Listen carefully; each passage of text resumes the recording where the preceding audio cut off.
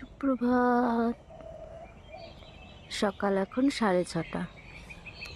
আজকে সকালবেলাটা কেমন যেন একটু মেঘলা মেঘলা হয়ে রয়েছে। পূব আকাশ দেখুন হালকা রাঙা হয়ে গেছে, কিন্তু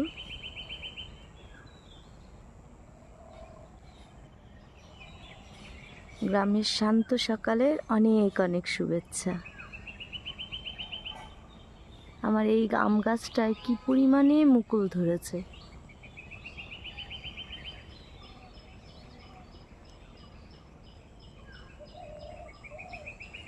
সকলের আজকের দিনটি খুব খুব ভালো কাটুক।